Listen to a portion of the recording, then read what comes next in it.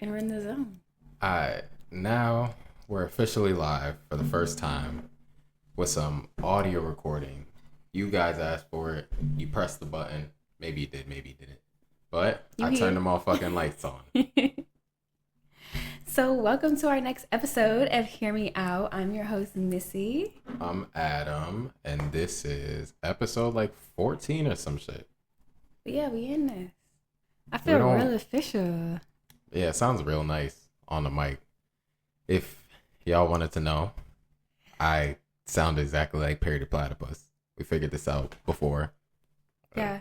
Yeah, see, I fucked it up now. Nah, I believe in you. I believe you was smiling too much. That's all it was. It was too much cheekbone in there. I gotta moisten the gut. Oh my god, bro. You know what? We're gonna skip this. Yeah, we're just gonna edit it in. We have it on video. We gonna put it in. Nah, that was the most. I don't have the audio anymore. Oh, whack. Yeah, why would I keep that? That's a waste of my time. Okay, but it wouldn't catch it on the camera though. Was the camera just don't have no audio no more? Oh yeah, it does have audio. We got you behind the scenes. Nah. All right, whatever. I'm gonna post it on the Instagram. It's gotta be authentic. I'm gonna post it on the Instagram. Then I'm gonna just get a little clip from that shit. My mouth feels dry. Yeah, I'm just nervous. I'm nervous. Alright. I gotta open. Let's have some brokey talk. Brokey. Apparently, on a 30-minute lunch break, you need $30 for a seafood boil. What's your take on that? Like, honestly, excessive. Like, my whole thing is, first of all, this whole city girl thing has gone too far. Like, we're not grateful for nothing now. Because if I was already going to get my own food, I was already going to get a seafood boil, and out of nowhere, I just get $30, I'm like, perfect. I just got to go throw 10. I might give me a little extra, I don't know, a drink on it. I would have got a drink anyway. But, like, you know what I'm saying? And also, it's lunch.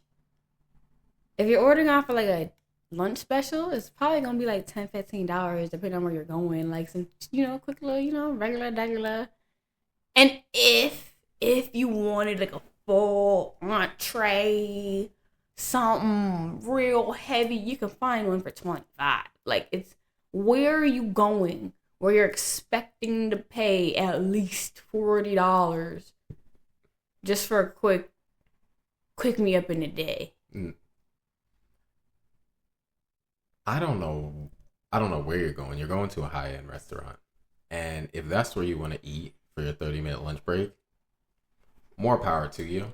I like to sit down and really enjoy my food. I can't imagine you just horking it down. Yeah, like, because where did you go? Did you just did someone drop it off? You picked it up? Or are you gonna go back and eat it in your car in the parking lot? Like, imagine just you're sitting in the car. You're sitting in the car with this fat sack of just seasoned seafood, just a plastic bag, no plates, no silverware. No. What are you gonna do? I mean, I've done it before, but like, no, I wasn't at work. I had the day off. I was chilling with my friend. Like, we ain't got nowhere to be, nowhere to go, nothing but time. During my day, I'm just, it's just real fat back activities. Nah, and me, respectfully, as a man, I don't belong there. Because there's no shorty that could possibly ask me for $30 for her lunch break. Because I'm like, Starbucks be like enough. You can get you a little sandwich, a side, and a drink, and that's, expensive, high end. What more do you want from me? Like, what am I supposed to eat for lunch? It's supposed to be a daily thing. Mind you, in this perfect world where, like, we give each other exactly what we want, because you want $30 for a seafood boil. Now, when I'm asking you for stuff on your side of it, are you going to be like, yeah, I'll pack you a lunchbox, baby? Yeah, no. Fucking beer for lunch? What? Why are you making that face? Nah, I'm not. No. Oh, I was worried. For audio listeners, this is a very nerve-wracking procedure. I've never handled audio equipment before. I sound great. She sounds great. But is it recording great? We'll never know. But I guess that's just a part of the game. I guess I'll feel better knowing at least bare minimum the camera will get the audio. Yeah, I'll chill. I'll chill. I forgot about that. Yeah. Yeah, yeah. So we can't really mess it up. I was so sad. You know, I'm not gonna get into it. Hmm. Well, what we can't get into is Trump's taking my job. You Okay. heard it here live. I'm gonna be reporting because me and Trump was cool until I swear to God it was last episode. I was like, I'm watching you, and then I come into work, and they're like, we got a service talk. They put on this video of our I can't use specific word. Basically, the manager of the entire whole company Mm-hmm. is stepping down. And he's talking in the thing, and he's like, "Yeah, like it's time to switch it up. It's time for new management. We done a lot of the things that we wanted to do. I think it's time." And I'm like, man, God forbid he just got you booted out just so he could be like, "All right, no, y'all don't have jobs no more." Nah. So how? Like what? They'd replace y'all? Nah, it just wouldn't exist. Technically, if you really think about it, like I work in a kind of outdated industry. Everything that my job does is technically done online. Yeah. But if I do get fired, I can post an Instagram video and be like, they fired me. Now I do YouTube all day, all night, just trying to make it. Yeah, who knows? Maybe I'll end up homeless. I'll come up one day like Kanye West. Um. I don't know. Homeless kind of dragging it. Like I still got a job. We be all right. We still gonna eat. Yeah, I hope so. I'm gonna try my best. Shit. Right now, I'm trying to find out How. how in a month from now, Hmm. I'm supposed to be going to Dreamville Fest. North Carolina and South Carolina are currently on fire. Mm. So in a month from now, I'm either gonna find out. In a month from now, I'm either gonna find out it's canceled, or I don't really know. But as far as I'm concerned, man, I still need to find a place to live out there.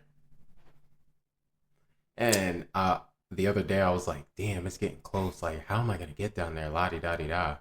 Don't think too hard about it, but I was like, how am I gonna get down there? And I started looking into planes, and I was like, you know what? I actually don't think this is gonna be the year I take a plane of any sorts. Yeah. I'm not having it. And shout out to Spirit, because Spirit's the only one with a flawless record right now. Word. They ain't had no crashes. Word. No matter how much the internet wanted to shit talk them, apparently reality is fucking different. Because them Okay. motherfuckers know how to fly a plane. Ain't no spirits in that airline. But Okay. I don't know. Something in my soul is telling me I'm not really feeling taking a plane this year. There are trains that connect like that. I want to say probably, but I'm not. Yeah. That's a lot to figure out. Yeah. I feel like worst comes to worst, I'll rent a car. How bad could it be? True. Expensive though. What? How long is it? Like 3 days? Probably like 4 or 5. Yeah, you probably looking at between actual rental and gas and shit. Yeah, like $800. God damn it. Like, Alright, screw that. yeah, cause I'm like for like 5 days. I have no idea. Cause mind you, I used to stay being a rental. I got tired doing the whole. It's cold. Gotta take the bus. I got me a rental for like a week at a time. Yeah, I was spending like $700-800 at a time, and I was getting the cheap. You know, it was nice. It was nice. Well, boy, oh boy. Nah, I don't know. I feel like a small part of me is like, damn, maybe if they'll cancel it, they'll just give me a refund, and oh well. Planning things ahead is a bit stressful. I feel so bad because I'm like, I hope just that part where you're going don't burn up so y'all can still go party in your field. Yeah, I'm gonna be really disappointed because apparently this is supposed to be the last one. Maybe they'll reschedule or something, Yeah, I guess or if put different anything, location, or because they probably don't want to refund everyone. Maybe they'll just not relocate, but maybe they'll just yeah, reschedule it. yeah. One can only hope. Shout out and prayers to the people of South and North Carolina though, because them's my peoples. And somehow these wildfires have spread all the way there, from the east to the west coast, west to the east coast, whatever it is. Between that and the plains, Yeah. it's a wily year. Yeah. And it's only February. Yeah, it's only February, and I swear I've seen maybe. Oh, well, I guess it's March now. Yeah, but still. I want to say maybe in some crazy reality, plane crashes just weren't being reported as much before, but like, nah, it's excessive. They were like a plane flipped over upside down. Though everyone survived. That's lit. Yeah, and apparently, I think they offered like 30K to the people, and they told them it's not like a hush money thing. Like it's not like, oh, you can't sue thing. It's just here's 30K for your troubles, which to me personally, I'm cool with. Yeah, the second you said it's not hush money is just because, oh, word. All right, cool. Because I think there are people that are still trying to sue, which is Ow, honestly crazy to me. Because respectfully, that's disrespectful to the pilot. Plane flipped over or not, he somehow got y'all all out home to your families safe. You know what I mean?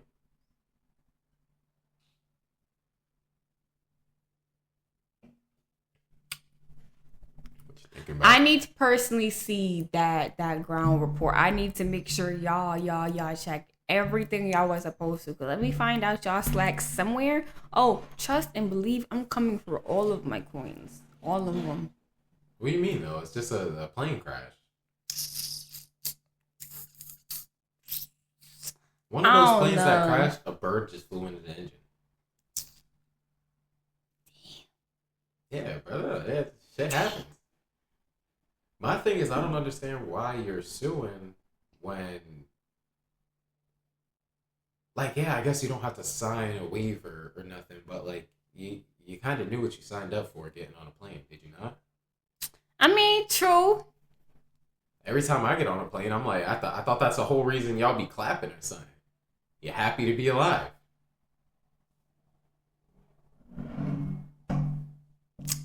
You got me there. I wasn't even trying to get you, but hey, man, maybe I will take a plane. If I survive, I might get 30K. Gambling. See, my problem is like a main character syndrome. Like I feel like even if I were in a plane crash, I would be like the one to survive. Yeah, see, I have main character syndrome, but I kind of feel like I'm unlucky. Like, whilst I am the main character, that doesn't mean I just get plot armor. Yeah, and that's what I'm saying. I'm gonna come out there probably banged up, but like, cause God you can make me an example. He gonna give me a lesson to learn, but I'm gonna live to learn the lesson. With survivor's guilt? That's your lesson? Maybe it depends on the situation. Like maybe I booked the flight like impulsively because I be impulsive sometimes. So maybe the life lesson, like, girl, you knew better than to do that and you did it anyway. But now look at you, you live. But girl, don't do that again. It might. You could have just canceled your flight with no refund. Okay, but I will say though, I love me a flight. Shout out American Airlines. Like I don't know if why American Airlines? No, I'm gonna tell you why. I'm gonna get there. But I was debating. Do I tell them? I'm like, yeah, because I can't charge me for it. And anyways, it was perfect. It was perfect timing because I had already missed the flight. I didn't have flights delayed. Like I was already having a real rough time with traveling. I was over it. I finally get my boarding pass. I see, here's my row. I think it said like 6E. So, you know, mosey on past first class because that ain't got nothing to do with me. I know I gave me no first class ticket. The first aisle I'm seeing is 8. I'm like, hold up. I'm in first class with it. So I'm just sitting here like, if somebody give me by the seat, oh, I'm going to go because I know I didn't pay for first class. But my boarding pass with my name on it says this first class ticket. So I'm like, all right, cool. And they bringing me heated towels and mixed nuts and whatnot. And I'm like, ooh. Like, so yeah, it was lit. It was lit. I love me some first class. So shout out American for whatever type of mix up they had that day. That's bro, I zoned out for a second. Yeah. I was hearing you. I was listening to you, but like when you finished, I like clocked out. He said, "All right, it's time to stop listening." Nah, that is crazy. I've never been in first class. You had like a laying down bed? Nah, but it had the most leg room. I was real comfy. Well, I'm happy for you because I got long legs. I've only sat in I got drunk on that flight. I sure did. Like I was classy with it, but like nigga. Well, that doesn't change from first to third class. I didn't even know. Bro, I'm broke. I don't be paid for that. It's just I don't. So I didn't even know. Like, oh, I just assume like, oh, you want to plane? If you want to get some liquor, if they have, you got to pay for it. Whatever. Oh, they gave you free liquor? Yeah. Mm-hmm. So, oh, you want another one? I'm like, okay. Alright. Damn. Tell me like 3, 4 of the whole. I had my book, my little reading light, I had my blanket. I been chilling. You don't even know why you got blessed with that either. I have no idea. And I was so ready to get up. Let somebody have said like, oh, we just printed your name. I would have got up. I ain't would get whole flight. Big shorty. I hope to take one first class flight in my life. Just one. I was like, I see why people pay extra for even if it's like a couple hours, because I don't mind flying, but I'm like, ooh, this is I took a 12-hour flight and it didn't really bother me. Yeah. You get that first sleep for like, I don't know, get like 6 hours. Not even. I be sleep most of it. I might be up for maybe 15 minutes at a time, maybe. But once I get to a little rocking, I'm asleep, boy. I wake up every time that lady come around for a snack, though. Yeah. It'd be sick, though. Imagine falling asleep and waking up to the plane falling. My soul would have left my body. Nah. I wouldn't be attached to reality. Gonna leave your body regardless. I guess not. I guess no, more people survive than you think.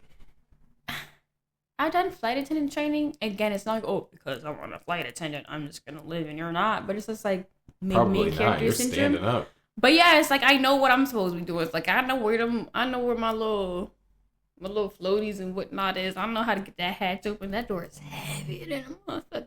But man, I feel like what door? To the plane. Like I ever gotta like hop out.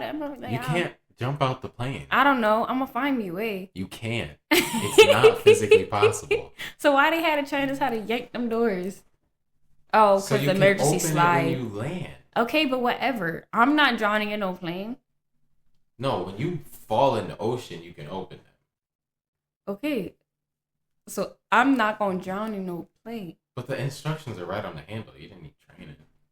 Okay, I can't swim. So some folks don't even be knowing where their little life vest is. And honestly, I know it's under the seat, but I know how they tucked it under until one time they timed us to see how long we could get it out and like get it on and yank that bitch. And I'm like, oh, hold on, I'm yanking the wrong thing. And I'm like, wait a minute, this is the actual part of the seat. I gotta get up in that and then, all right, word. But I bet you I was still about that motherfucker. I'm be real with you. I don't think I've ever listened to the safety thing. I bet. But when you have to sit here and a bunch of times, I got it now. I just feel like say the plane was crashing. I just feel like from the time it starts falling to the time it hits the water, I'm gonna be locked the fuck in. Oh yeah. Feel me? Like, yeah, the initial jolt of we're falling out the sky. But like once we've been falling for like 10 seconds, I'm probably gonna be like more chill. Like, you feel me? I got my seatbelt on. I'm like, I'm gonna grab my air mask. Yeah. And I'll be like, just vibing. Because whatever's gonna happen is gonna happen. I'm in this right now. Just shout out the pilot. Give him some like cheerleading. That's the problem. Like every time y'all get in a plane crash, you scream. You don't think that's disrupting the pilot's focus? Like, just shut the fuck up. Yeah. Just shut up and sit there and be quiet and either die or survive. And it's surprising because a lot of people think, oh, being a flight attendant, you're just, customer service, whatnot. But like one thing a lot of people struggled with in the training they don't know how to like, I don't know how to explain it. They don't know how to project their voices. They don't know how to command attention. So they're very passive and soft spoken even when they're trying to yell. So they're just sounding frantic. And I'm like, oh, y'all, oh, wait a minute. I'm seeing why they're running tests on who can. Yeah, you gotta work under pressure. Yeah. That plane start falling, you gotta play like, guys, put your seatbelts on. Yeah. Be quiet. I want to play, I'm going to go find my little flash drive because they gave us a flash drive of like our training. And it's like, I didn't even know I could project my voice like that. I said, oh, that's me? All right, word, bro, word. Yeah, you're the last black woman to find out she could project her voice. Okay, but it was quite effortless. Huh? Was that fucked up? Nah. I mean, nah. I'm not no weak bitch. You know, black women be loud. And me personally, I'm a black woman that do be loud, so. Thank God I have someone here to defend me or that. Like, it is what it is, and what about it? Yeah. 13 I'm episodes loud. in, I'm he hates loud. black women. I had this weird story pitch. Okay. I feel like last week I was on a bit of a story writing kick. All right. Like I was also writing this fanfic, but I'll get to that later because I'm low-key actually writing that one. Ooh. This is low-key just like an like I had an idea for like a show, and it's basically, I was gonna call it Split Omens. I don't know why I always come up with a name for, like I won't even like come up with a bio and I'll be like, yeah, let me get a name for that bitch. But it's about a serial killer that has split personality disorder. And his inner person is like, it's only two people, but like the inner one is like the less dominant one, but he's more like his self-conscious. You know what I mean? Like, or his subconscious, where he's trying to tell him to do the right thing. Not even tell him to do the right thing, but he's just, imagine you were trapped inside a murderer's body and like you just had to watch him keep killing people type shit. Mm-hmm. And I think like, this isn't even written down, but the backstory could be that from like age 1 to 15 or 1 to like 25 maybe, so he could get a good stretch of time. 1 to 25, he's like him, and then all of a sudden one traumatic event made him like switch, and then so now he's just murdering people, and he's like, he knows who he's supposed to be, but he's just watching the murderer go and do stuff. And then the main story is basically like he'll like have relationships with, I think what I was thinking about was Barney. And like Barney's ability to just like, be tricking women, and like, so he keeps doing that, and he keeps getting them in like, relationships and stuff like that. And at first, he's just killing them normal, but eventually, like, let's say halfway through season 1, the original body gets it back, and at this point in the story, he's trying to kill himself, basically. Okay. You know what I mean? And throughout all the relationships with the girls, he keeps trying to like leave notes. Like whenever the murderous one is sleeping, he's waking up at night trying to like leave notes for the fucking girls and shit like that, so he can warn them. And then like there could be these cool scenes where like he just wakes up in the morning and like he low-key remembers what the good one did, so he goes and like move shit back to where it's supposed to be type shit. That back and forth is cool. I like the thought of like later on, like playing with the idea of him basically at this point wanting to just kill himself. Because he wants to kill the murderer. Okay. So he keeps getting these moments of consciousness where like he can almost run into the street or almost jump off of something or cut himself. You know what I mean? Okay. I don't know. It'd be cool. Apple TV, hit me up. That's so interesting. If you sat me down in a dark room, I could definitely I could cook more. All right. Because, and I also had the thought that eventually the murderous one would start to get like malicious and really start to enjoy the fact of like. Okay. So like he'll do slight things where like he'll just really get on the girl's good side type of shit, or like he'll find people who are really innocent to like psychologically mess with his inner side more. Okay. And Oh, I thought of one whole season where, like, let's say you're 2 seasons in, you've been having this battle and shit, and then Uh-huh. one day on the third season, he just wakes up and everything's normal. Everything's normal, and then there's this whole time skip where he like gets a job, does things, moves. He moves away from where he's at, moves to a whole new place, and he's just not coming back. Like I don't. He gets into a relationship, and then he gets into a relationship. They're going for like a year or two, and then all of a sudden, bro, he just wakes up. Everything's la la la. Music is nice as fuck. They're walking out. She's in the kitchen. She's like, "You want breakfast?" And then he just walks up, deadpan, and just cuts her throat open, bro, and just stands there like, "Gotcha, bitch." You feel me? Like I got you. This whole time you thought I was gone. Nah, I just gave you.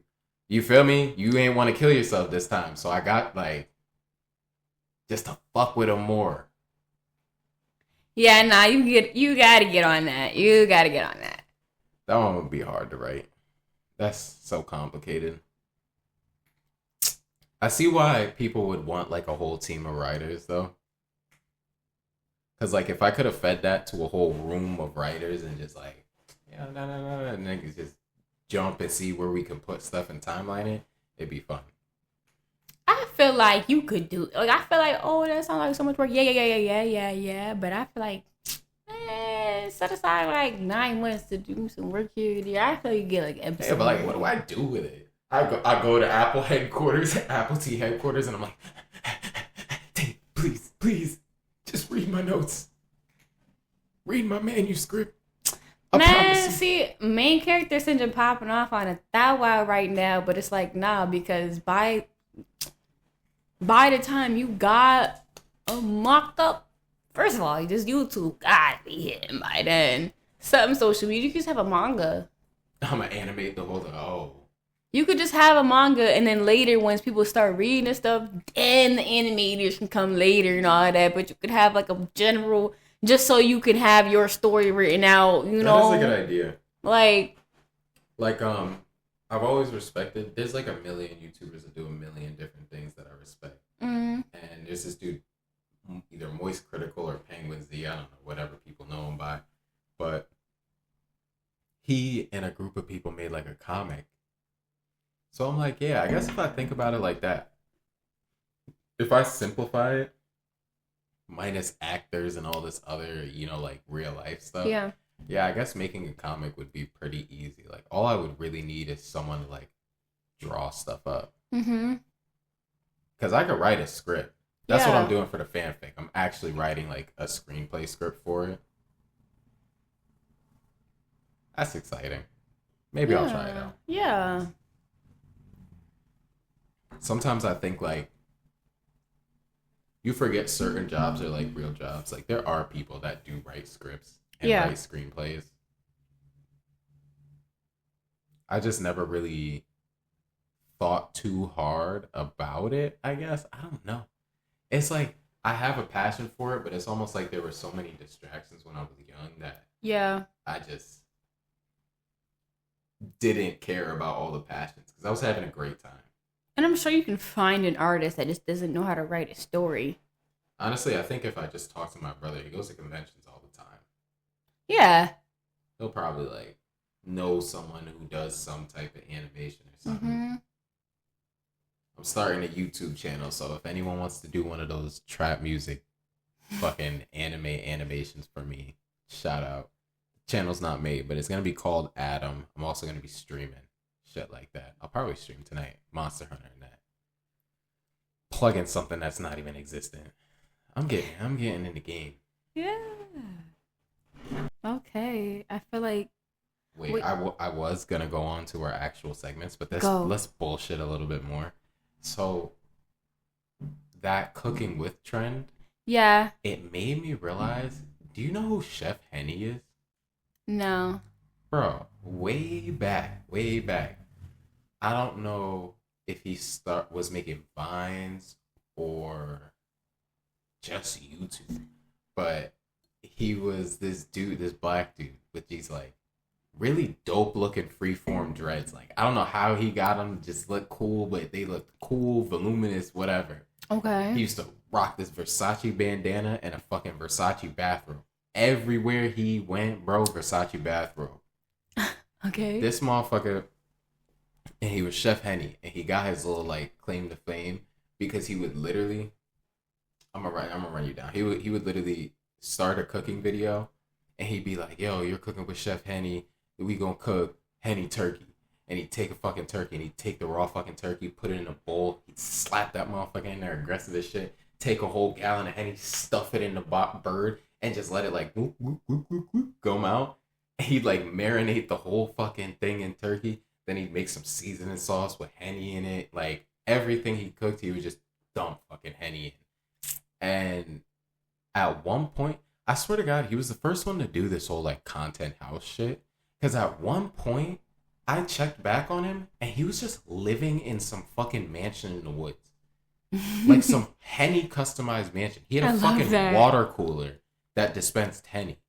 Oh, I love that. He would make Henny pancakes, Henny fucking meatloaf, Henny burgers, nigga, like Henny fucking mac and cheese. He would make what the fuck ever, and his videos were hilarious. But I think just at the time, like, he wasn't really catching much steam, so his channel kind of died out. He tried making music, tried doing some other stuff. Now, I think the main thing he has is the brand of robes that he has. Oh, word. He stopped wearing the Versace robes. Now he has like a really nice chain of robes. I'm talking like $500. Ooh. Yeah, I want to buy some so bad. They're called daddy robes. Ooh, I want a daddy robe. Yeah, I would shout, bro.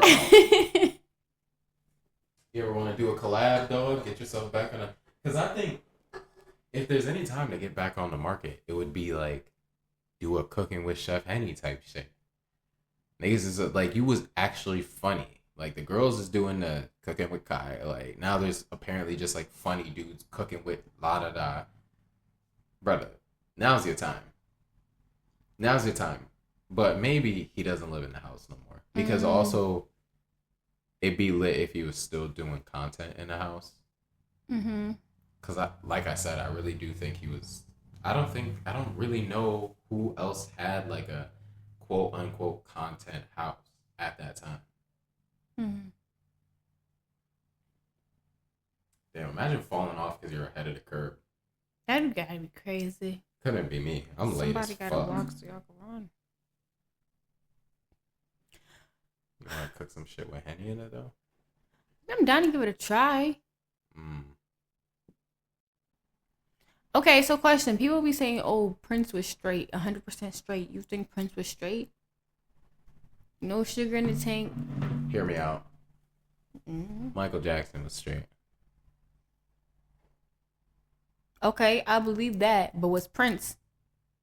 You don't think there's similarities between the two? Similarities, yes. A rock star is a motherfucking rock star. Whether he wears tight leather pants, studded jackets, and fucking a thong, brother, a rock star is still a rock star. Maybe not a thong, because... So if I show you a video, I just want you to see, like, oh, because when talking about, oh, this is like, oh, this is what it's to be so comfortable in your masculinity, you could just not care. And I'm just like, okay, so if we saw a straight man do this today, would this be just,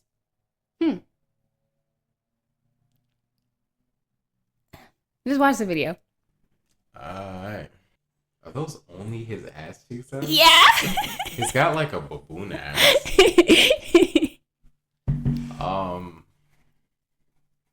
I don't know, man, because like on one hand it's assless chaps. This is a tight pant, so can we really fall him? So if you seen this on a straight man, you'd be like, that's a man. Just walking down the street, probably not. Like, but like, so what occasion would be like, oh yeah. But like, that's the thing. I don't look at Prince and think, yeah, hard, masculine, straight man. But like, that doesn't mean you're not straight. Word. You could be soft as fuck and still be straight. Yeah, you feel a little bit sexist now, huh? Nah, let's go ask a question. So in what world would you ever? He just said, nah, you're not soft as fuck. I'm not that. Like, that's just not my fashion sense. If that's your fashion sense, it's a different story. I don't know how I feel about some smooth booty Negro outside just Hey, yo.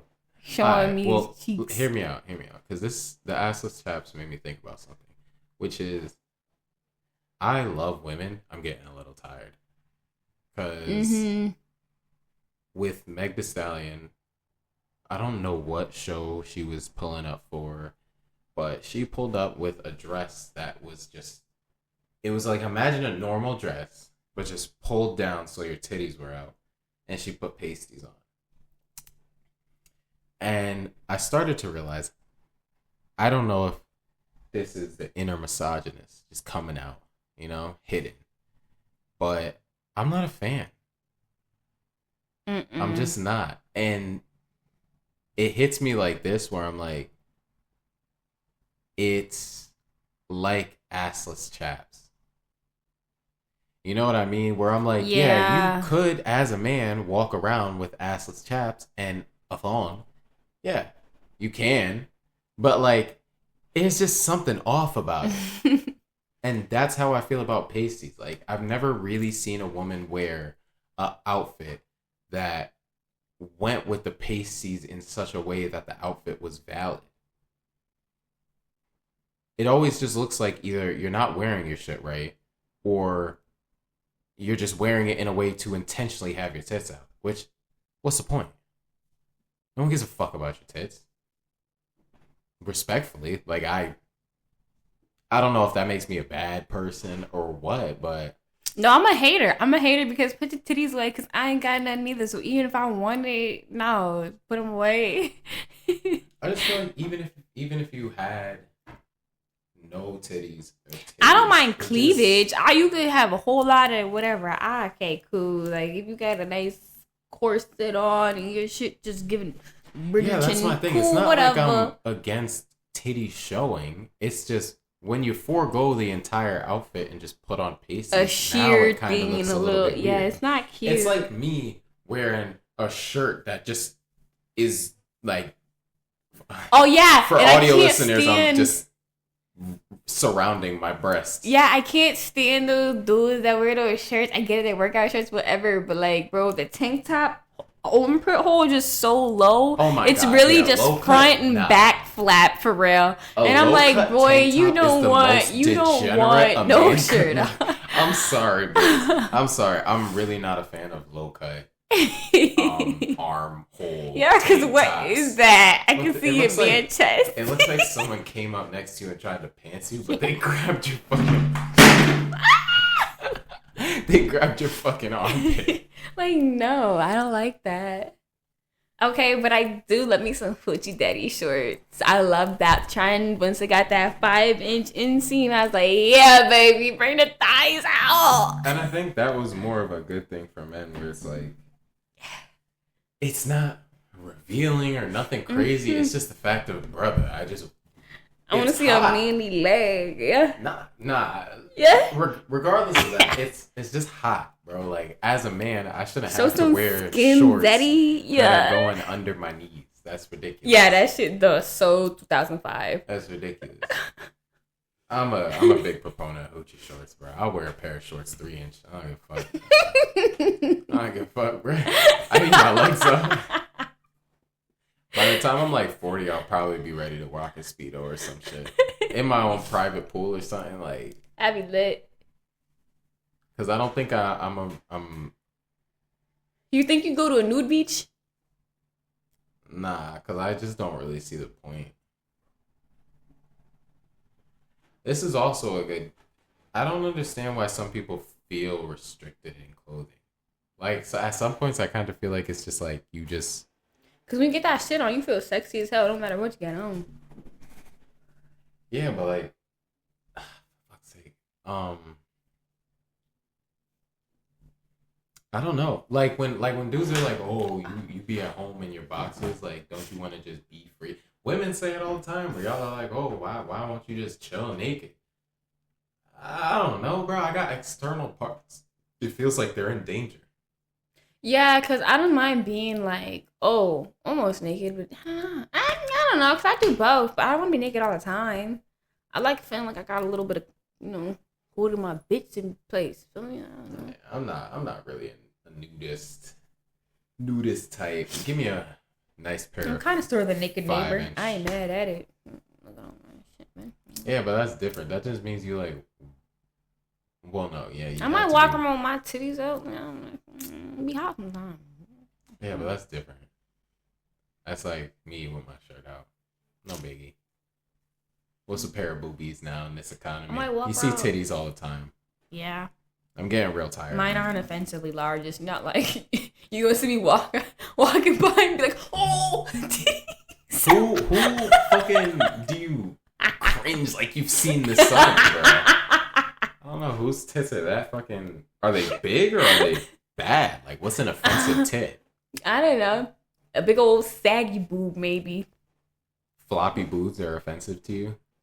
No, but like if I'm just walking by and I'm just like, if I'm gonna accidentally, unintentionally to see somebody naked, I'm not trying to see some big to just. No, I'm sorry. I need to see. Talk about how you hate the woman's body. Let me stop. Yeah. Like if sauce look like something like mine, then I'd be like, okay, sorry, shorty, my bad. But like if it look like something like. When I was in like elementary school, I had like 2 different teachers with just 2 different titties. I'm gonna just be real. One pair was nice, and one pair really wasn't, bro. One pair gave me fucking nightmares. I'm not even joking, bro. She had a pair of titties that just looked like bricks on her chest. Ugh. And then like she just had like white skin with freckles. So they just kind of looked textured also. But like they were so stiff square. So like even your cleavage would be something square. It was so fucking weird, bro. But then on the flip side, I go to fucking, I don't know. I think it was English class with Miss Ramirez. Yeah. Them Johns were nice. Word. That's when you know as a little boy, like you're straight. Because like, I just remember I couldn't focus on anything. And it was so bad because at that time in my life I was questioning, am I gay? I'm over here Googling Nicki Minaj titties and I'm like, oh, these look so great. Oh no. Oh my goodness. Do I like women? Do I like women? Nah, I'm not gonna make that joke. Nah, say the joke, pussy. It's kind of funny. Nah, it was a carpet joke. It's distasteful. I just couldn't think of like. You're right. I guess we gonna stay classy over here. Man, it wasn't. It's just not my character. Okay. Text it to me.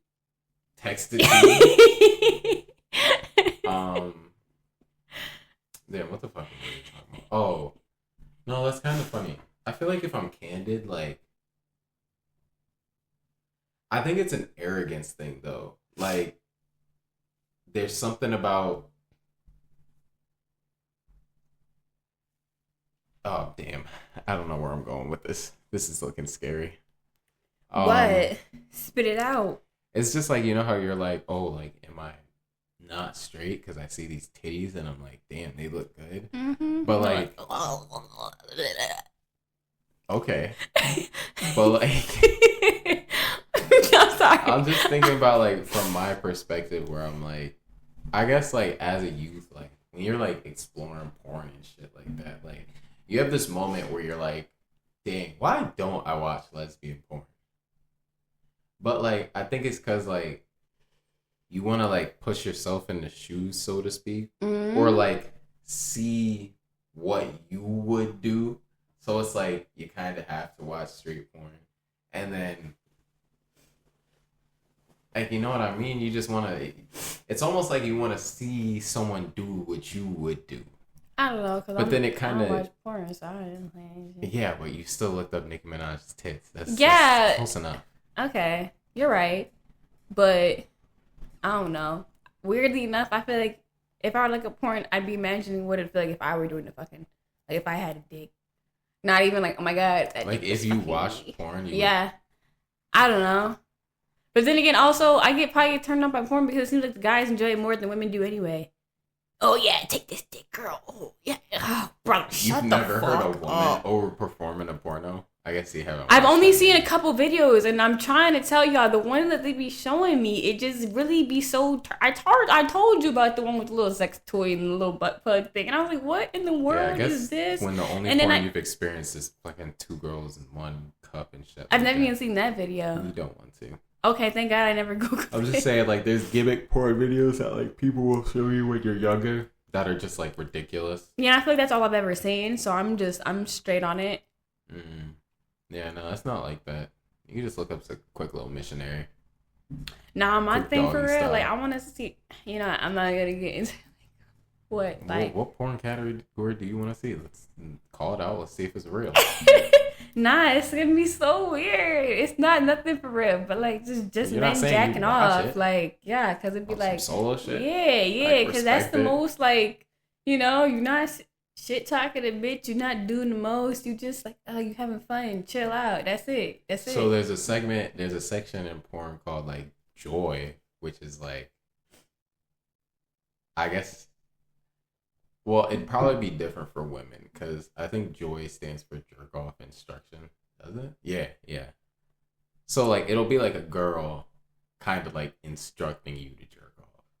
But like, Okay, you have like a nice girl talking. It's almost like ASMR at the same time. word. So like, I'm would that be your bag? Like, you feel me? probably because Young, I'm big on like deep auditory, and that's voice. really what it be. Yeah. I Yeah, let can, me I can give me a respect nice, it. good, sexy black man reading me a book of something. You know that like, Boy. you know that dude. He's on. It's like I think his account is like 7 foot black man, and he'd be Uh like sensational. You ain't never heard that name? No. Bro, he'll like have a video of just a chick with a fat ass. And it'll just cut to him sitting there looking like Shannon Sharp in a like Yeah, tight yeah, yeah, sweater. yeah, yeah, yeah, He's yeah, like, yeah. wow, it's sensational. Sound Yeah, like Jay-Z. I fuck with it. All right. Maybe I'll Send me start a his separate page. channel where I just I thought I don't know what he does actually. He just reads. Now that I think about it, I'm like he actually just finds fat asses and then just captions them on TikTok. That's not my bag, but I can respect it. Right. Where We are was we? gonna bullshit for a little bit. Look at the turn it took. Is that what was happening? Yeah, that's there's what- a whole bunch of segments for us to be It on started right with "Is Prince gay?" there. Why do y'all even care if Prince is gay? He's dead. I don't, but it's also like Brother, I'm seeing this video and everyone talking about y'all talk about him because he's the straightest man ever, the straightest man ever. I'm like, okay, Well, that's just dragging it, bro. like All right. To answer your question, I said it. I don't know what I gave as an answer in the first place. However, Prince was probably bisexual, brother. Everyone was doing coke. Everyone was fucking everyone, bro. Like that's just the lifestyle. He's one of the biggest fucking rock stars on the planet. And unlike Mike, who he's probably the most akin to, he actually had less trauma growing up. yeah, You feel me? social So interaction and whatnot. he's a little more locked the fuck in to fucking live a rock star fucking guitarist lifestyle. And that's what the fuck he did. So yes, Prince probably did fuck a good amount of men. Word, Probably fucked the same amount of men that he fucked women. I believe it. That's rock star shit though. This cup is bussin'. Or the wine? Mm-hmm. Me That's too. that double XL. That's liquor. This my this is wine. Man, it's warm as hell in here. Ooh.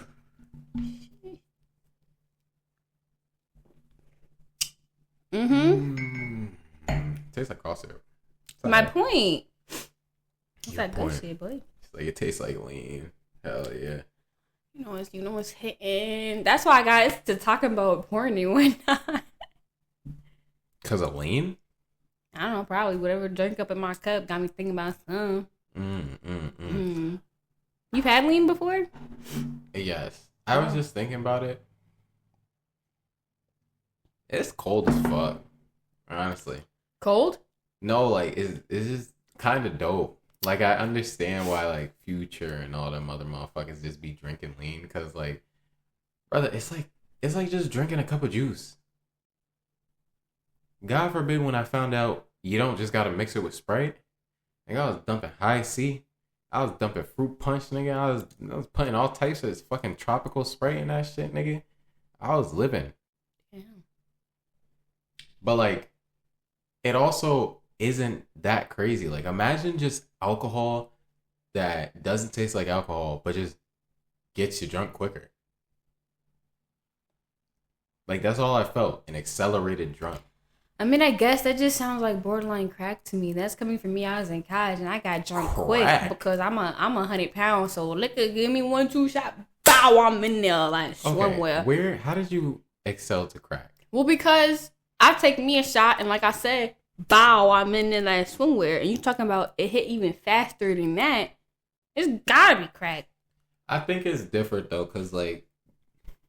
And then you gotta tell me also like, when you know there's liquor there, you're just going for lean. Oh, I see why folks go for lean. I don't know. Well, mind you, I got bias. No judge. I got bias because, you know, my mother was addict. So it's like, in my head, it's like, well, technically, my father was an addict. It's hitting harder than the liquor? Coming into like the 22nd year of my life, I learned the apple didn't fall far from the tree. Word. Which is pretty cool. Shout out you, Dad, because you gave me that tolerance. Because boy, oh boy, I ain't fucked on shit. No shade, no shade. If anyone can metabolize a little something, it me. But like, even when it came to addiction, like, I never got addicted to shit. As cool and like, I don't want to tell no not lies. even as cool, but like, when I was drinking lean, it was one of those things where like, you know, like you drink alcohol, but it tastes like shit. Yeah. You do a line of coke, but it, you know, you got the drip type shit. Like, there's always like a backfire. I'm not saying you did coke. Oh, I'm just saying like, when you do coke, there's a thing called the drip where it'll like, you can kind of taste it going from your nostril, like your sinuses. You know when you have mucus and you can feel it hit the back of your throat? Mm-hmm. It's literally that, but just like coke. So like, it tastes like paint thinner. It's not the greatest. It's also not the worst. Chill out. But there's always like a side effect. With lean though, there's nothing, bro. Like, it tastes great. It's not thick. You cut it, and also you can control. You feel me? Like how concentrated. I'm not co-signing none of this in case anyone gets I like really confused. started to dive I'm deep. not like co-signing none of this lean, fentanyl, cocaine, none of that you shit. You don't do shit anymore, but I'm just saying like. I do. I might give me a little. No, I'm not saying you do shit. I'm just saying like I don't do shit anymore. Hard shit like that, brother. I don't think lean is just cough syrup. What's the big deal? It's coming from me. This is coming from me who don't even take conventional over-the-counter cough syrup. I give me my little natural elderberry syrup to get rid of my illnesses. I got my turmeric teas and whatnot. So you talking to me in this holistic talking about it's just cough syrup. Boy, I'm not even taking painkillers unless I'm dying out. So it's just like, yeah, nah, Brody. For funsies. I guarantee you, if someone handed you a cup of that perp at a college party, nah, you would have took one sip and you would have been wavy. I'm scared of being laced. I'm like I said, I'm definitely not. I'm not. Well, it could have been someone you trust. It's just like, yo, actually, girl, you lying out your ass. I'm lying because no shade. The number of like. Actually, no, I stand on that because I would drink out of a bottle because I drink off my bottles, but like I'm not just drinking just a cup. I'm drinking out of my cup. Oh, ooh, nah. But someone you trust. Ain't nobody I don't trust is doing. I mean, okay, theoretically, if they did, they were holistic than me, so they wouldn't have me do that anyway. I don't know. Nah, if I knew it was lean. I might take one spray to taste it just to see what it tastes like. But I'm not sitting here. I'm not saying, oh, let me drink a cup of this lean. A baby bottle have you like. That was close, but it wasn't perfect. Had more. It had too much wind up. You feel me? It's alright. That should have you feeling wavy though. Shout out Future, honestly. Good idea. Wait, Future? Oh, with the. I'm just sad I got out the gleam before they popped out with the green shit. That high fructose. Oh, bro. I'm just kidding. Nah, bro, I'm not. I'm a very open, like, do what you want person. You feel me? Like, you just have to. Same, but do that over there. See, you finally caught one. I think that's the first time you ever caught one. Why do you? I'm sorry. I was so proud. I was like, that's how you sneeze. That's how you sneeze. It's crazy. All right, moving on, because we've been bullshitting for way too long, and we actually just tried to get back on topic. And yeah, what was the topic? What the fuck? All right, cutting back, because we've literally been talking fucking gibberish for an hour. Really? Yeah. Whatever. They live it. And here. I'm also like, damn, we haven't talked about nothing important. And I realized, I'm like, we don't ever talk about anything important. So anyone that's here, you're probably hearing whatever the fuck you want to hear. Shout out to you if you've made it this far. We appreciate you. Thanks for tuning in. Please take a moment to like, comment, subscribe, drop some comments. Let us know how you're doing. If our voices sound good. Because in 10 years, maybe it'll be on your radio. And maybe we'll tell you smooth, soft lullabies. Just like this. Or I could be like that guy who's like Keith Sweat. You ever heard Keith Sweat? Yeah, I have. And they be calling and he's like, yeah, baby. What you need? What you calling tonight, Miss Keith? Never mind. Let me stop. I'm getting too into it. Let's have baddies talk. Ooh, baddies. Baddie. Shot a clock. Baddie talk. Pew, pew, pew, pew, pew, pew, pew, pew. The latest episode, a rough rundown. Y'all got these motherfucking loud ass girls in the peaceful ass island of Hawaii.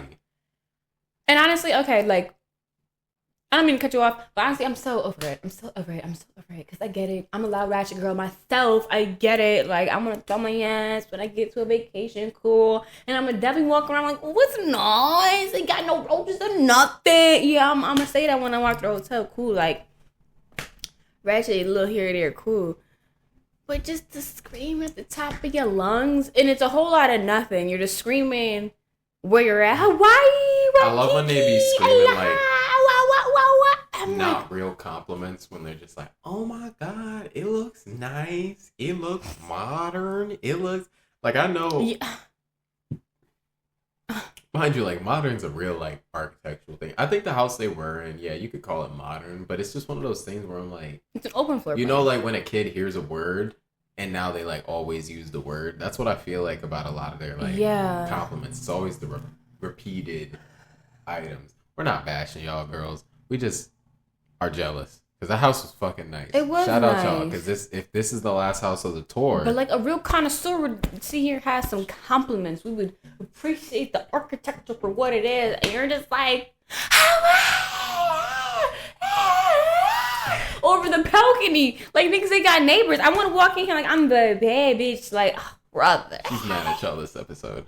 Y'all gotta tone it down.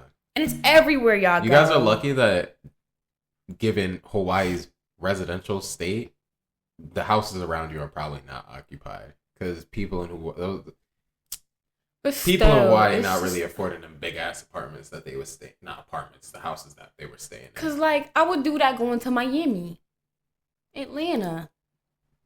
Yeah, I wouldn't do that, Cali. I wouldn't do that going to Hawaii, Thailand, Dubai. I also just feel like I don't know. Maybe just chill. Like walk in. Y'all be walking in with so much energy. You filling the place with energy, bro. Like walk in, chill. You know, y'all just got shot. Y'all just fucking chill. And no shade, maybe. I don't know who's not used to nice things, me or them. But I'm pulling up to this nice spot, Hawaii, and it's like, where's my room? Girl, I don't give a fuck if I'm on the couch for the night. I'm in Hawaii. Do you not see this nice, fancy living room and whatnot? And we already, where's my, oh, brother, can we just like appreciate a nice, clean space? I didn't have to clean the fuck up. You know what I'm saying? Like, can I enjoy the mints they left out for me or something? Just over here, just. I don't know. Probably got something. It's housewarming. They probably got a nice fancy folded When I towel went to a or hotel something. in Hawaii, they don't give out mints. They gave out those little pineapple jellies. Brother, but they were the real official ones. They're so fucking good. Every time I walk through that lobby, I'm grabbing a handful. And the first thing you doing is jumping all over the beds and y'all outside club, putting your feet on the bed. Oh, brother. Oh, brother. Oh, brother. No. All right, let's get off. Let's leave them alone. Y'all got a nice house. We're happy.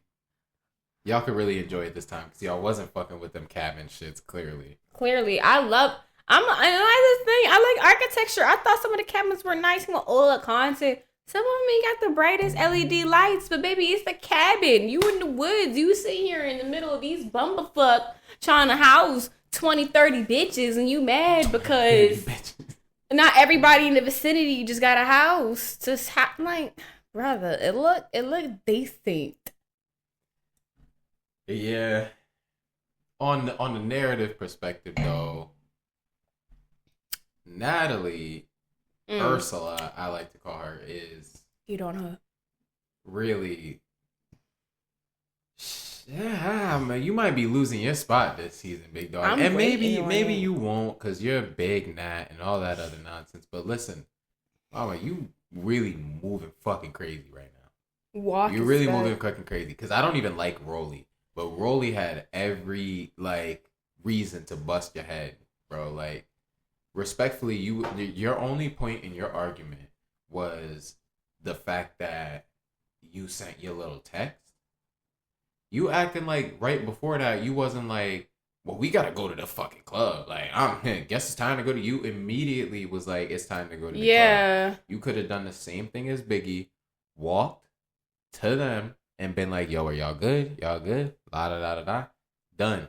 We gonna go to the club because we can't have a ghost appearance. Do y'all want to come? Type shit.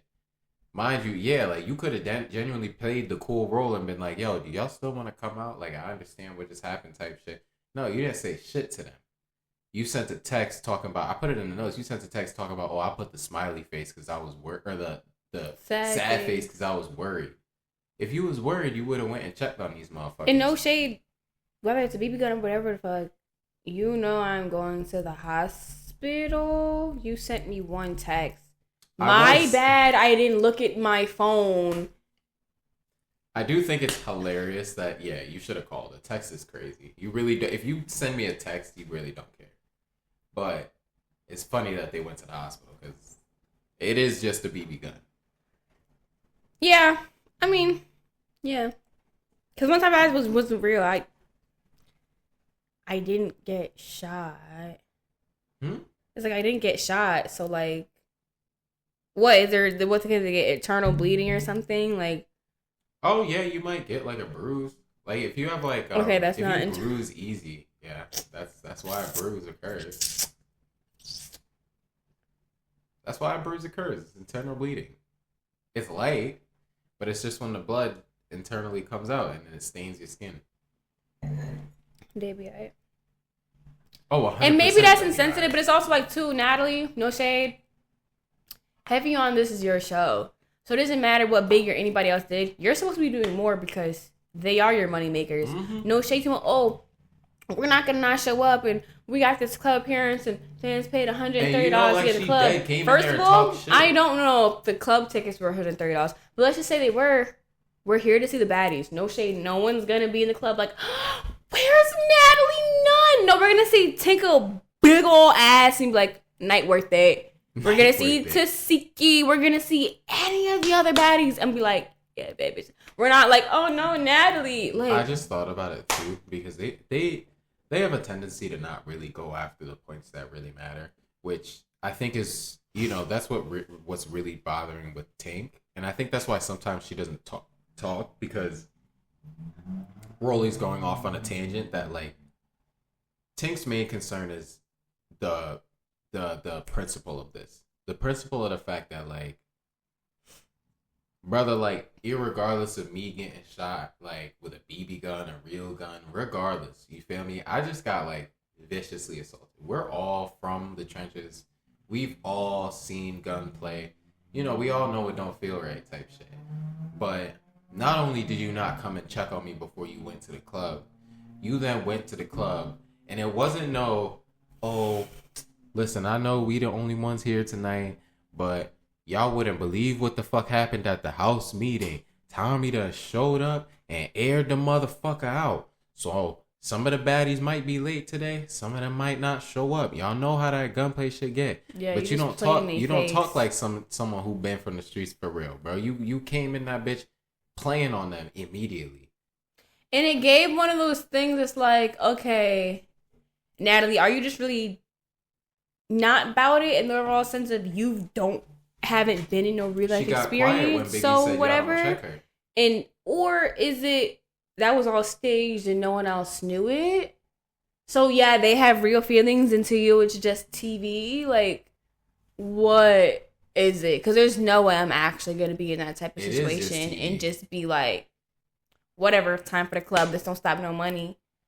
It is just TV. And no shade, I'm not trying to whop Tommy after that if I didn't know it was gonna happen. Like, come on, bro. Like, Talking about, nah. I would have handled that. Like, But y'all you didn't. y'all And then shoulda coming for known Biggie they would've immediately had it in after, the talking about, purse. oh, you moving on some weird shit. Like, And I swear to God, she just wanted to say that because everyone's been on Biggie this whole time. But for once, Biggie ain't say shit because she didn't need to say shit, bro. Like, what you mean? Oh, that's your girl. La da da. You invited her. and that's more your Y'all girl. didn't check Y'all her. know each The other way fuck? longer than anything. Nah. I know Tommy because I've been on the show. You know Tommy because y'all been on reality TV. Nah, y'all gotta. And I hate that like Jayla's an unwilling target in it, cause like Jayla not really. I don't really think she's like doing nothing bad. I think she's just. Jayla's She's sucking kinda up just, Natalie's she's just ass. kinda That's what it Natalie's is. Pet, Yeah. like pet dog. You Yeah, that's feel me? all Like, it her is, and little that's the purse problem. That's dog. why people was mad because you, girl, at first everybody loves you. You was so cute, and like a designer, and I was just getting, oh, now you just doing whatever to prove to Natalie you can be on the next season. Like, girl, that's why you got bit up last season. Oh my God! Hold on. Are we talking about almost everything that happened in the episode? Because you just no. Okay, I'm gonna save that thought. But so they have their initial argument. They leave for Hawaii. They get to Hawaii. They're in the house. Oh shit! Picking their rooms. Yada yada yada. Right. And then now Tink and Biggie come in and confronting. Yeah. So personally, yeah. For once, not Biggie. For once, Rolly, I'm on your side. Natalie is acting fucking shaky. I've been saying she's been acting shaky all the fucking season, but let's hope exactly what I said happens, which is Scotty's just really the next one because Scotty kind of be handling shit neutral, kind of be handling shit like a peacemaker, because even let's jump to the next altercation, which is Summer not minding her own fucking business. I don't know what the fuck you want, Summer, but you had your time. You had your time, bro. Shut up and let someone else get some fucking screen time. Because I don't even think you're intentionally doing the whole, like, trying to get your screen time thing, trying to get your big one type shit. But I think you genuinely can't shut the fuck up. Summer, shut the fuck up, bro. You're actually built for this. You feel me? Coming from the heart. I think that's why Tink likes you. You're actually built for this. You funny, bro. You loud. You stand on what the fuck you said. But chill, bro. You gotta learn that like this is still a professional. Yeah, setting. don't let us get tired of you because we're actually fucking with you right now. You don't push it too far. Doing too much. But low key, I'm not saying I don't like her yet, but Anna's starting to get to me because I love me some Anna. She's a little troll. She's funny. She's cute. Cool.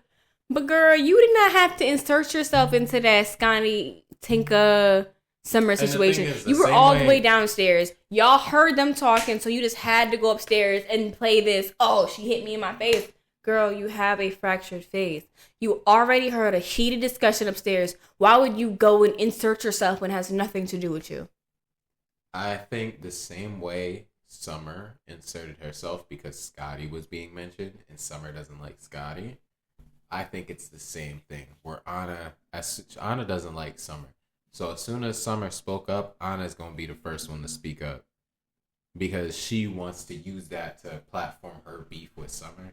And it's just, And that's the point. At a certain point, shut up. I get it. You got beef. But I can't stand when every time one person says something, you need to let, here comes the person they beefing with battles. saying something, then he got nothing like. Respectfully, you should have just shut the fuck up because honestly, listen, Tank, on a personal level, bro, you should have said something sooner. I think because she's really hurt. Like, she seems like one of the few genuine people. And, like, I think when because she's actually hurt by this, she's being less talkative. Yeah. And it's like, you need to put a stop to Summer right now. You said something slight, but, like, you need to buckle down like you did that first time. Because, like, she's in your business right now. And it's fucking up the whole thing. Because you actually got some serious business right now. Like, niggas is really trying to play you. But speaking... No, actually, no. Real life, really trying to play her. So let's talk about how back in the beginning of the season, the whole original beef is because Natalie stuck Tink on Summer. Talking about, oh, she said she was going to... Some. That's how the whole altercation where she's hitting where she's sitting at the table happened in the first place. Because Natalie was lying about something Summer never even actually really said anyway. And I think I saw somewhere that, like, Tink caught wind of that shit a little bit. Yeah. So I thought she got after. Just, like, she just ain't say shit because as one of the OGs, like, what are you going to do? Start beef with Natalie? Yeah. But, like, now it's starting to cut deep because it's like, now's the second time, Natalie. You done played me. And I'm supposed to be one of the OGs. I've been here just having a nice time, being cool. Yeah, I don't like that shit. I think it's time for a villain era, and I think it's time for Scotty to just, like, boot Natalie the fuck out of there. Because she's now moving, like... I will say, though, the only thing I see coming out of Scotty taking over baddies is everyone's going to talk about how Scotty only got it because she's fucking with Lemmy. I get that, but at the same time, I don't also think baddies needs a host that much. I don't think baddies needs a showrunner. I think... You know what? And they don't. Yeah, like Natalie is becoming too much. The executive producer wasn't supposed to technically be part of the cast. I don't think. Yeah, it's becoming too much. Where it's like, you're supposed to be cool behind with the scenes. Scotty just sitting there and being just another baddie. And it's only different if they're supposed to be a host, if we're actually doing challenges. I'm sorry, because you set up the horse rides or dune buggies on vacation doesn't make you the host. You ain't set that Every bitch do that on vacation. And Heavy on Production did that. You ain't set that up. Like... all of the shows, when they had game shows is set up and actual challenges and prizes, yeah, it makes sense for people to get eviction notices and voted off and all this. It's baddies where there's maybe 10 episodes. It's only a few weeks of recording, and we're talking about where we're getting voted off, and it's only by the other baddies, and there's not no one's actually winning anything by staying in the house until the end of the season. Yeah, it's just how long you can keep your clout. Like, oh, brother. Yeah, I'm willing to see her go. But the last thing I had was kind of just like, because Summer's whole jumping on Scotty thing kind of bothered me because it's like, she's like, oh, you're trying to be neutral then. And it's like, maybe you think being neutral is not saying anything at all. That's actually not being neutral. That's called being a bystander. Being neutral would actually be doing exactly what Scotty's doing. Natalie told me something. I'm not going to sit here and hold secrets and I'm going to address like it. I'm on That's how you're... side and who... I'm just going to go and relay the information because, brother, she talking about you. That shit don't got nothing to do with me, nigga. Like, did you say this or did you not? Oh, you didn't say it? Bet. Especially because third party, let me find out this other person said something about me to you and you just kept it hush. Now I want to know what you said in response. Because now, depending on your response, that changes how I fuck with you now or not. They can say whatever they want about me, but what were you saying? What was that conversation? Why are they comfortable to do that? And I was just left none the wiser. Right, what's going on? You couldn't say nothing. Nah. We couldn't hit the ground, get in the house, and then you have a conversation. Nah, you talking behind people's backs. Yeah, no. Scotty's not wrong, and that's why it's really annoying for Summer to be jumping on her right now. Because like you're actually just fiending camera time. Just chill, dog. There's a whole nother altercation. You've damn near been involved in every single fucking altercation that's come this season. And I really just want to see Summer be cute. I really do. Because, just like, chill out for a little bit. Please. Please. It feels like, you know how in Jocelyn's Cabaret, Danny Andre was saying, we're every girl. Like, minus the whole, inserting yourself in everybody's business. I feel like that's low-key Summer. No shade because, like, you can tell, like, all her wigs and her clothes are not the most expensive, fancy, whatever. I know she be shopping on Shein and Fashion Nova just like the rest of y'all. She be getting her wigs on a little budget. Cool. That's what most of y'all, like, be looking like. Y'all be thinking y'all here late, like, Tasiki and them top stuff. But no shade. Like, it's... Yeah, Summer's hair be cute. It be cheap ways you can tell sometimes, but it be cute. It be late. It be having her little styling. I'm like, no, she's actually how your shorties be. You know what I'm saying? So it's like, I just want to see Summer, you know, thrive and be cute. But every episode, she got to assert herself with something. And now somebody's smacking her on up. And it's like, girl, like... Can we get Batty on a budget serving the cute little looks, please? If it's ever possible that any other baddies will hear this, just because we've said so much, maybe it'll catch a tag. Maybe. We love y'all. Baddies. I don't know if I'd ever want to be on the show because I'm sorry, like I ain't no pussy ass hoe, but y'all be. My thing is, I think we're just not prone to altercation. Yeah, because I'm literally. And it's not really about standing on business. It's more just I don't take offense to as much as y'all do. Y'all get offended to very small shit. But I think, like, and the that's ego when just be real. Yeah, that's how y'all, you know, that's what y'all think about when you're like, oh, I'm growing and stuff like that. Like how was there a fight because someone else said they was the baddest in the room? I think it was on Jocelyn's Cabaret. But, Shorty says she's the baddest in the room, so let's go over here throughout the way because you think you look better than me. Girl, shut up. And I get it. Like, at a certain point, it's like when Summer was going off and off and off and off. At a certain point, yes. Shut the fuck up. Because when you keep going, it feels like you being funny, but like, come on now. But like someone coming in, like how Lex would get mad at fucking Shark Night. Ivory, yeah. Oh, this my city. Girl, yeah, you know, like who gives a fuck? It's everybody's city. And to be honest, y'all are liars. I think Ivory probably did, you know, was trying to be a little funny. But it is true. She does go to every city and say, this my city. So and no shade, she's already been on reality TV, so it's more likely folks are going to say Big Ivory versus Big Lex, because no shade. Us folks that watch reality TV know Big Lex from Jocelyn's Cabaret. So, like, no shade. Really? She was on Jocelyn? But that's the thing. She wasn't. There is a girl, Big Lex. I'm going to show you her big teeth. Yeah. And mind you, she got her own show now on the other TV network that Ivory was originally on. So it's like, yeah, you're talking about, Big Lex. No, when we say Big Lex, let me show who we talking about. Yeah, Big Bad Lex. Big Bad Lex. Who we in it with Jocelyn. Yeah, what are we talking about? Is this one from the newest season? No. Like Texas and that? No, like from the beginning type. I forget exactly what season was she on. But you know what I mean? Yeah, like, maybe you should be calling yourself the low. Because mind you, Jocelyn's Cabaret been out longer than Baddies. So Big Lex already got the tag. She already got her name. Because you know every reality TV star get a little nickname. Yeah, Big Lex already been taken.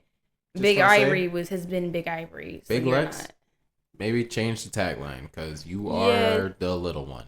So Lexi the baddest or something. You could have said some, but Big Lex. Bad Girl Lex? I don't know. Yeah, something. Because that wasn't... I know for a fact, though, I'm tired of Big Lex, not the little one. I'm tired of not the little one tagline. That shit's annoying.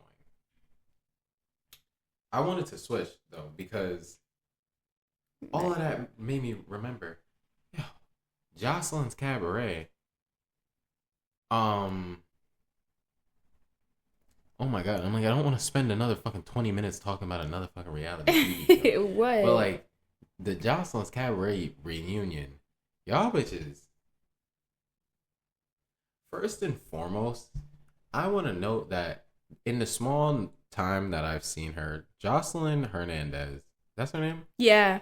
Jocelyn Hernandez has become one of my fucking favorite reality TV stars of the modern era, bro. Like, she is such a fucking pimp. She's such a fucking, like, genuine woman, like, and that doesn't even mean like she's like, oh, such a good person, she has no ego or anything like that. It's just like she's so genuine to her actual character and who she wants to be. Like, I really respect that from her. And she's fucking that goddamn yeah.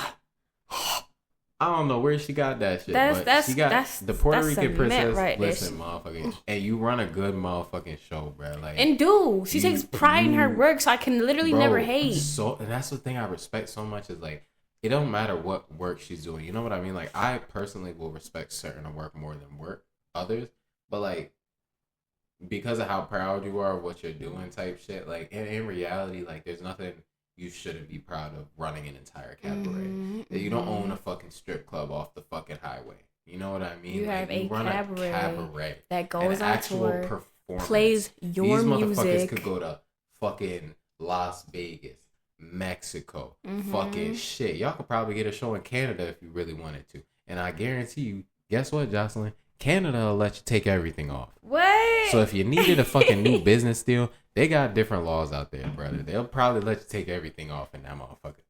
But her show,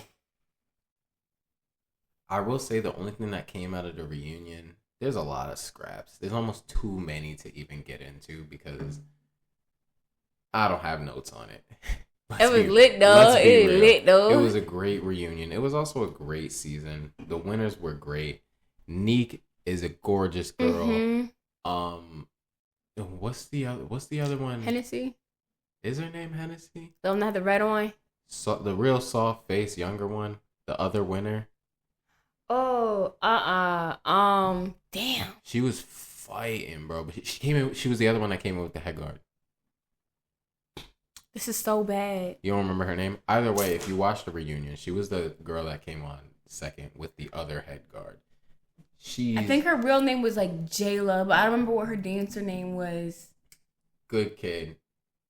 Respectable part of the cabaret. Don't really know what happened with Raven. I feel like Oceans was just too available. That's all it was. She just genuinely wanted someone that wanted to be there, and Oceans definitely do. But she's not a sexy person. She's not a dancer for real. Jocelyn knows she was getting her ass beat. Her cabaret girls and her Jocelyn's cabaret girls. Ocean is a Jocelyn's cabaret girl. Ocean does good on the show because she's loyal, because she's like Andrea and Danny, yeah, and Wet, yeah, all of them. Yep, they gonna be there when you call. 1000%. They're crackhead work, bro. When you need them, you offer them a little bump, they come. They do anything they have to, bro. Like, and that's just everybody needs someone like that for business. So I'm not even trying to hate it, but I'll put a little bit of respect on Oceans because I do think she's a little like more down to earth and cool with Jocelyn, where like, you know, she is starstruck. She is like definitely riding a coattail, but she's also from Florida type shit. You know what I mean? Like she probably it's probably just a more of a fantasy for her, where I genuinely feel like Danny and Drea. I can't pinpoint because I didn't keep notes, but I just feel like there's a couple times during the season I felt like, oh, they just got you caught up. Like, yeah, you had your house and you allow people to stay with you and people taking advantage. I hear you. But, excuse me. I definitely feel like there's a couple times like, you was playing both sides of the fence low key, so now you got caught up. And you trying to act like I would never be on no weird shit. I would never. And it's like, okay. Honestly, I don't think she's ever been. That comes up on the mic. Oh. I don't think she's ever been on anyone's side other than Jocelyn. Yeah. And respectfully, that's the only side she really has to be on. And I think that's why she got taken advantage so much. Because she's doing it in order to make sure Jocelyn's cabaret continues. But like, and no shade, that's the one thing I didn't like Jocelyn then though. That's the one thing I didn't like when it came to the winners. You were supposed to pick one girl. You picked like 3. Even if you felt like, oh, they all deserve money. I feel like for the show's sake and for one person's pride, you should have had one winner. And if other girls were going to get bonuses, whatever, in recognition because, oh, they were yada yada, You could do it on the side or have like a dinner for the girls or whatever. Let's bring them back next season. Yeah. Like, if you still want to give money, cool. But you don't have to announce on a show, I know I said one person, but now all y'all. Because now it kind of takes out I have to work so hard. I have to grind to get to one spot. Because now I'm hearing, if I'm just as good as the next girl, I'm going to get half of what she getting. No. I will say, she probably should rein that in. But it did make for a very wholesome. I think Jocelyn was very emotional this season. She was. She was happy. She had a lot going on last year. I think she was, a lot of things were going right for her. And she was just feeling fucking good. I genuinely think she was just feeling fucking good. And she said, bro, fuck there being one winner. Like, and I feel that. I love these girls. And I love that for them. I'm making just so much fucking money and success from this show, from my music. I love this shit. Yeah, that's why I don't feel like. Yeah, I feel like she definitely did a good thing by giving more people money. That's the only difference between Baddies and the Cabaret. These girls work. They come in, they rehearse, they have actual shit to do. You know what I mean? Something to prove. So, yeah, 4 girls did get money, but y'all worked. Yeah. You actually fucking worked. You weren't just in a little fucking competition. You know what I mean? So it's like, I don't blame Jocelyn for just appreciating these girls being part of her tour. Yeah. Because that was a leg of her tour. It wasn't just a part of the show. You're right. Motherfucker got the Playboy fucking 50-year That was so fire. I love that for her. She looks so good. She was in such a good mood. She loved that shit. Mm-hmm. Shout out Jocelyn, bro. You know, and she had her clothing line drop the cocaine shit. I like, yeah, bro. You cook it. I'm a big fan of Jossie. All right, let's fucking roll it. Oh my god. What? No, I'm just like, Jesus Christ. We've been here a while. I'm drunk, so I'm getting here, so I'm chilling. What's next? It's starting to hit me a little bit. I think that's why. It's been hitting me. I've just been here sloshing in the sauce and whatnot. Well, here, if you're ready, I'm. Yeah, what cracking like, cuz? Let's head over to Book Street. Okay. Ooh, yeah. Remind the people. Do you want to go first, or you want to go? Nah. Okay, I guess I'll go first. So, just for this segment, for people that are new here, we are starting a book club. The segment is called Book Street. I'm gonna give me a little sign or whatever, and I'm gonna light that bitch up when it's time to start talking about my books or whatever. But whatever. Right now I am reading the Bestiary. I believe it's by Christopher Nicholson or something like that. I don't got the book in front of me. Yeah, but I'll drop a picture right here. So I'm probably about, I don't even know how deep. First few chapters. So far, it's just an introduction, character building. It talks about, it's kind of going to his family tree, like his parents and how they grew up, and then his parents' parents, where they're from, and their different interactions, mostly on his mom's side, with spiritual connections / mythical beings. And there was 2 things that I don't know, got from this. One, it got me thinking about, I don't know how to call it, mental conditioning. So it talks about how from a baby, the grandmother would whisper the histories of her life and his mother's life into his ears. Like, as now he's an adult, times and places and instances that he didn't live a part of, or just part of his memory. Oh, yeah, you know what I mean? Yeah. So it's like, okay, being spoken to even when you're not like mentally conscious of it does shape your mental space. So I'm like, okay, how much of what we're consuming is changing us? That's like when moms play music in the womb and stuff. Yeah, I was thinking about things like that. And just one question that got me thinking was, like, what, if anything, is something that your grandmother taught you? Oh Lord. And it kind of got me thinking because I feel like recently we've had conversation in prior pods about nature versus nurture. And I'm thinking about how other cultures, their culture is deeply rooted in, religious and spiritual beliefs. And that's what's passed down in Asian cultures, whereas America, it's strictly business. You know what I'm saying? So it's like, what do you feel like you're being inherited through your timeline? Like what did your ancestors teach you, which would, your grandma, your grandparents? I'm really trying to think too because I'm like, rest in peace, grandma, but it wasn't that long ago. So I'm like, what is something I feel like I really don't know. And it's like I can't leave blank space and think at the same time. But That's part of why I said it's also it could be a homework assignment because if you can't think of nothing right now, it's part of the book and I'm just starting. So even if like you can't think of something now, you can come back the next episode and be like, you know what? I got it. Yeah. I got it. My grandma didn't directly teach me this specifically, but my grandmother definitely taught me the essence of community. Okay. And like, when we were living in New York in our apartment and, you know everyone on the floor. Yeah. Damn near you have your door open in midday type shit. People are running in and out type.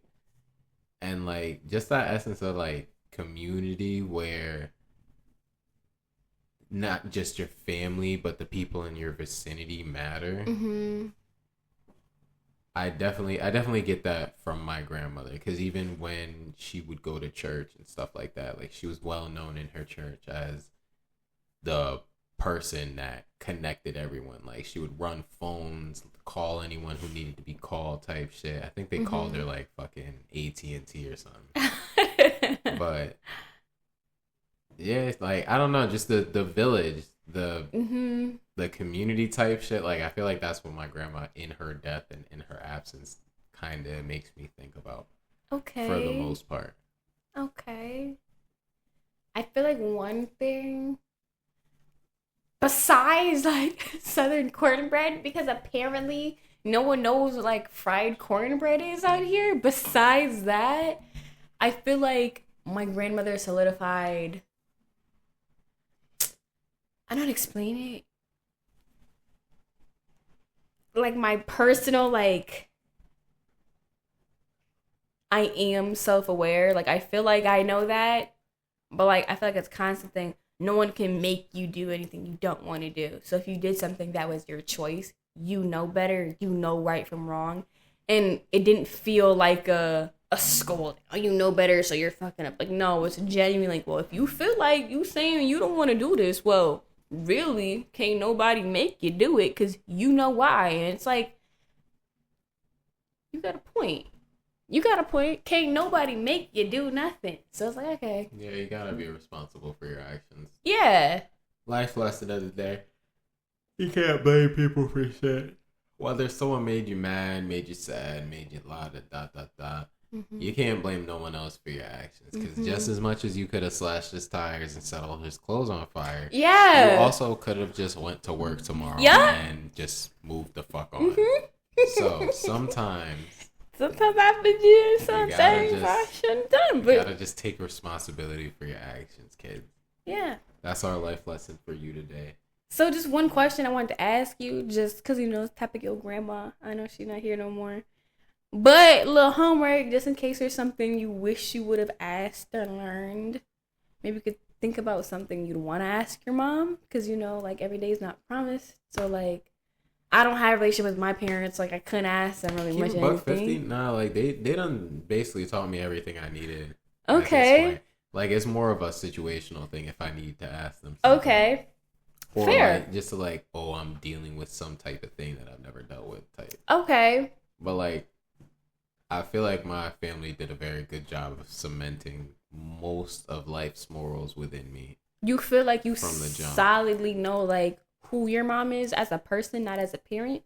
Yeah. Every day I realize my mom is just like me. Okay. I love that for you. It's honestly great because the older I get and the more my patience wanes, the more it becomes in line with hers. Okay. Where I'm just like, oh, this is why you just was not with the bullshit. Because, like, why? Why the fuck would you be? Word. Good shit. It's great. Love my mom.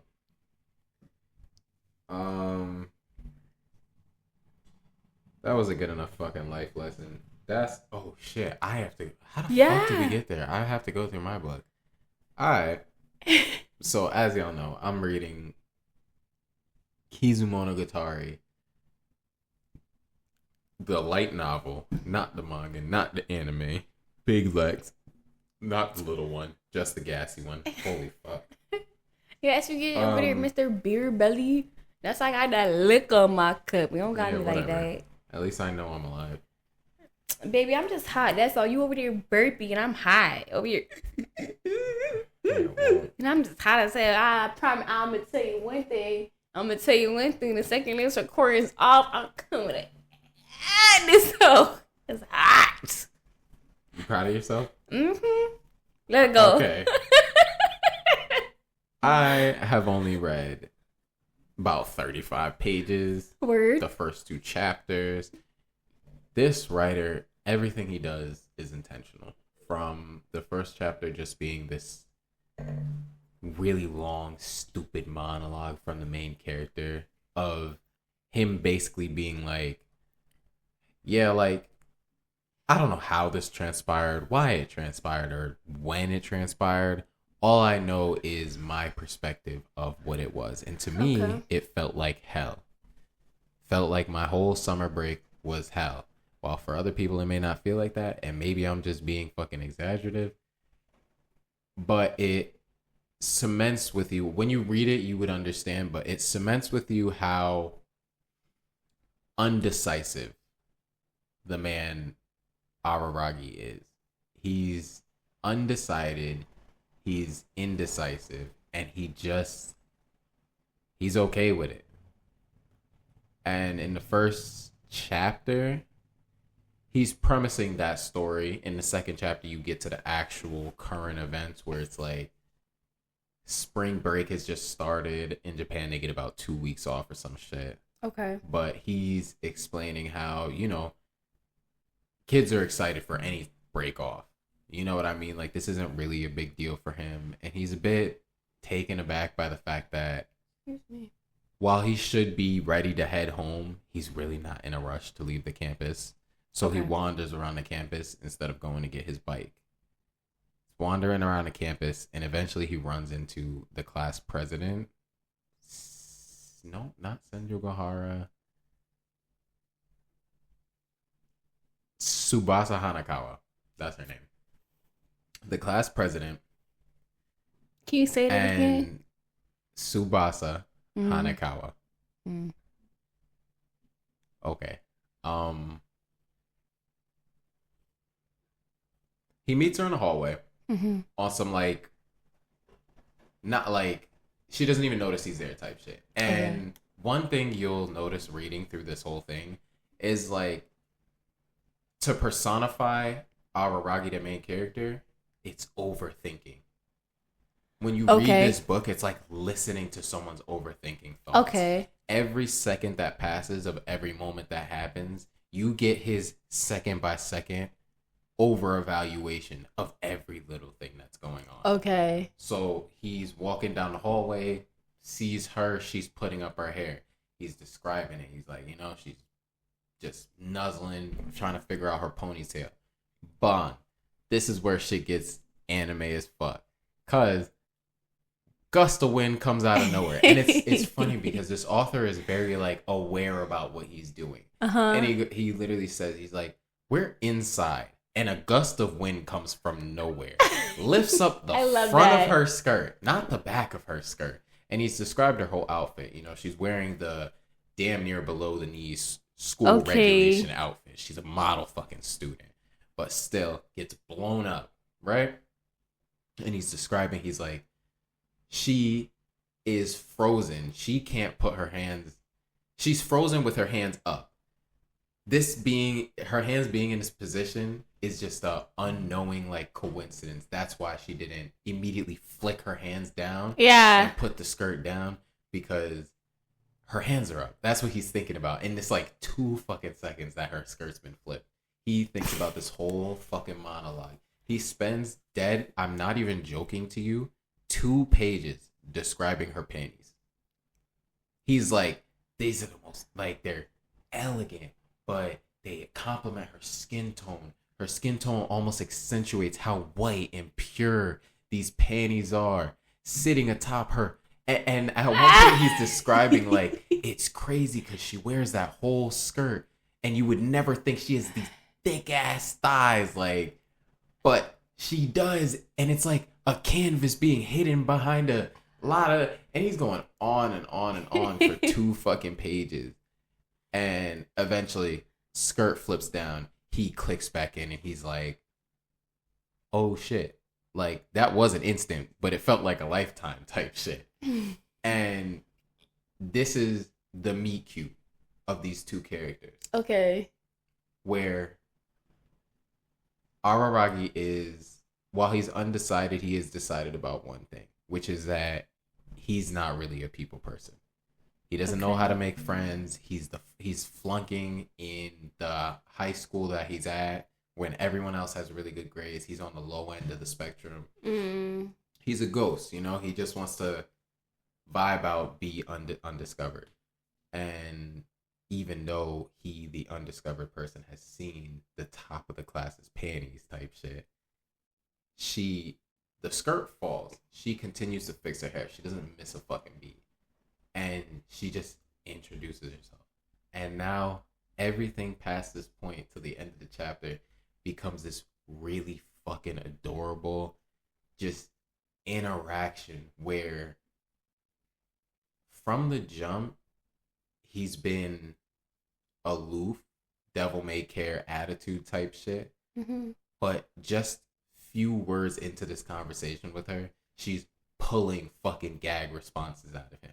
You know what I mean? She's getting him to talk about every time he gives her something he's so certain of, she challenges it and dismantles it immediately. I like shitty. By the end of the conversation, like he the whole time he's overthinking the fact that, yo, she's the class president. Like, why the fuck would she even be here talking to me?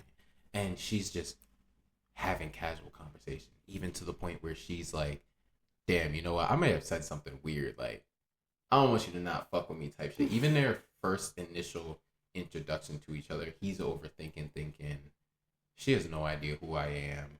She's a celebrity, yada, yada, yada. And she introduces out loud to him. She's like, she knows his name. She's like, yeah, of course I know who you are. Don't you know you're kind of famous out here?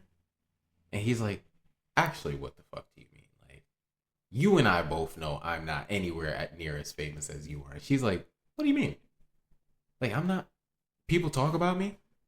Oh shit, like, nah, like, and it's kind of, it's just within 35 pages, this girl has completely dismantled his whole fucking world.